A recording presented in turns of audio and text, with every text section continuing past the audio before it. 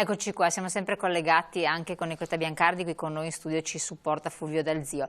Lei, scusi, l'avevo interrotta, mi stava dicendo che avete chiesto o Sì, già avuto un che incontro. come organizzazioni sindacali unitarie, quindi CGIL, CISL e UIL, i confederali, sostenuti dal sindacato dei pensionati e naturalmente dalle categorie della funzione pubblica, abbiamo chiesto a gran voce una richiesta di incontro urgente con il presidente della Regione Veneto, quindi Luca Zaia, e anche con l'assessore Lanzarin, perché siamo molto preoccupati della situazione che si sta vivendo nelle case di riposo, ma anche nei presidi ospedalieri, dove, soprattutto nelle case di riposo, si è lavorato fin qui, non dappertutto, ma in larga parte anche senza dispositivi di protezione individuale, quindi mascherine, guanti, camici, eccetera. E chiediamo quindi che ci sia un controllo e un monitoraggio rispetto anche delle regole rispetto a questo, che anche gli operatori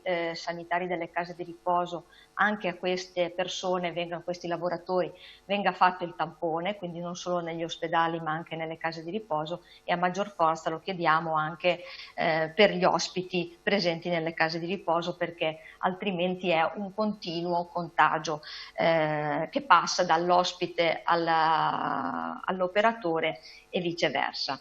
Teniamo conto che la popolazione anziana nel Veneto è di grande numero, è un numero molto importante. Abbiamo 30.000 anziani veneti che sono ricoverati, più di 30.000 anziani veneti che sono ricoverati nelle case di riposo, e da una parte stanno vivendo sicuramente l'impossibilità di incontrare anche i loro familiari, i loro cari, e quindi vivono ancora di più, diciamo, la solitudine, spesso anche possono cadere facilmente anche in depressione, oltre che la solitudine stessa. Inoltre anche teniamo conto che questa situazione si può trasformare in una vera e propria epidemia e tragedia certo, nella tragedia. Quindi chiediamo assolutamente di essere incontrati quanto prima dalla Regione. Ieri è stato fatto anche un sollecito, pare, almeno fino a poche ore fa, pochi minuti fa, non ho avuto nessuna segnalazione, quindi pare sia ancora purtroppo inascoltato. Ecco. Prima si parlava di anziani con patologie, anziani che sono colpiti dal coronavirus, che muoiono, e ecco, questo ci tengo a dirlo perché spesso si dice, si è scritto o si è detto sì, era anziano, sì, aveva patologie. Ricordiamoci che quell'anziano con quelle patologie comunque è ed era una persona. Certo, assolutamente. Sì, grazie segretaria, abbiamo un attimo un problema col collegamento, ci torniamo qua in studio subito con Fulvio Dal Zio. A questo proposito è importante sottolineare appunto questi aspetti. Ci sono persone che per carità stanno bene di salute, anche molto molto anziani, e sono fortunati, a parte i soliti acciacchi, doloretti, vabbè, che quello è fisiologico con l'età. Altri invece che sono più fragili di altri. Che consigli anche pratici si sente di dare, visto che voi siete anche sempre stati vicini anche a loro sotto tanti profili? Innanzitutto di stare a casa, insomma, quello è la cosa fondamentale. Dopodiché, però di cercare di impegnarsi anche in piccole cose. Infatti stavo dicendo di cercare anche di non isolarsi nello stesso tempo, nei limiti ovviamente del possibile, insomma, quindi di mantenere via telefono, o se ci sono quelli più attrezzati, collegamenti remoti, ma anche per esempio, non so, leggere dei libri, scrivere il diario di queste giornate. Noi come SPI stiamo pensando anche appunto di proporre iniziative di questa, le stiamo mettendo a punto, insomma, e poi le lanceremo, le faremo conoscere, insomma.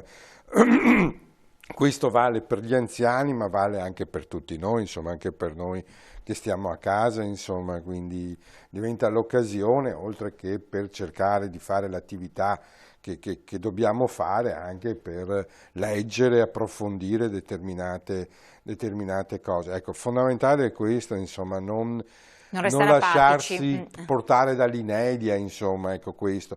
Restare comunque attivi, magari, non so, sperimentare nuove ricette, cose di che comunque insomma, è Stare attenti giusto a quel anche a che gratificarsi. gratificarsi un pochino, non troppo, stare sempre attenti, insomma, quello sì. con la giusta attenzione. Ecco, noi qua stiamo insomma. vedendo delle slide che continuamente dalla regia Sì, no, gentilmente io ci volevo mettono. dire anche Sì, una cosa, sì. insomma, cioè, vabbè, insomma, tutti abbiamo presente cosa ha detto Boris Johnson, insomma, che io credo che quello sia assolutamente da respingere, da condannare. Io credo che noi abbiamo un sistema che mette al centro la salute e quindi la persona. Adesso io qui non voglio fare tutte le considerazioni sullo stato di come era ridotta la sanità pubblica.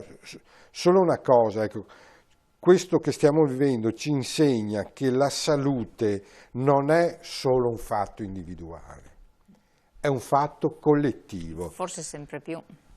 Appunto.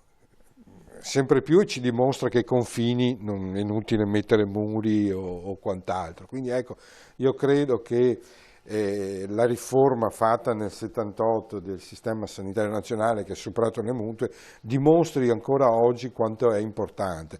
Su questo io credo che vada rilanciata, ma ci penseremo, ci ragioneremo Adesso dopo. ci sono delle precettazioni. Adesso anche ci sono le importanti. priorità, va affrontata con tutti gli strumenti questa emergenza, tutto è finalizzato su quello. Credo che è stato giusto, Nicoletta sottolineava la situazione delle case di riposo, che guardate è una bomba. E quindi, Ma sono stati contaminati dall'esterno, quindi?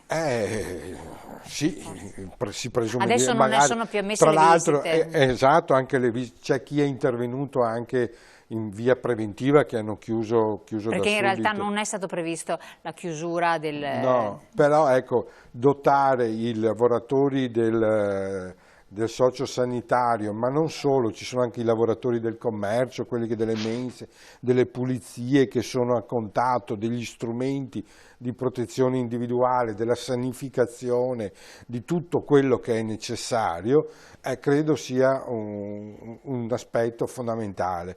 E soprattutto nelle case di riposo, ma anche per gli operatori, per i lavoratori stessi, probabilmente anche un sostegno psicologico di personale, di persone adeguate, quindi penso a psicologi, che li sostengano in una situazione di questa eccezionale, di questa natura durissima, e credo sia opportuno mettere in campo anche queste scelte. Ecco, so che ci sono altri servizi correlati al sindacato, tipo l'Auser, tipo tante iniziative. Sono operativi per dare anche un supporto a distanza telefonica? Sì, l'Auser sì, ma tutti i nostri servizi sono attivi. Ovviamente, sempre da remoto, lavorate sempre da remoto, telefono, mail, collegamenti. Noi siamo attivi, Federconsumatori, siamo attivi. Ecco, l'altra raccomandazione che è importante fare è che in questo periodo,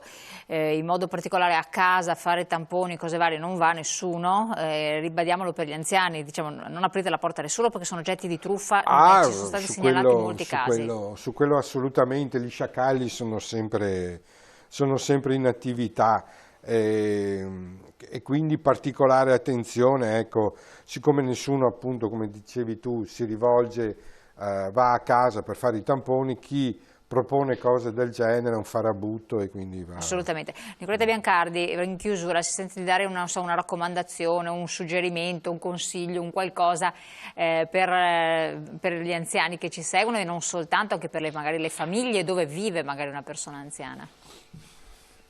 Anziani, ecco, a me dispiace perché prima ho perso il collegamento e magari non sono stata chiara anche nella chiusura, diciamo, del primo intervento, e ci tengo perché prima sentivo, ecco, quando ci siamo ripresi, mi sono ripresa la linea, sentivo Fulvio parlare degli anziani e della speculazione anche delle morti degli anziani, sugli anziani che sono state fatte, sono state dette.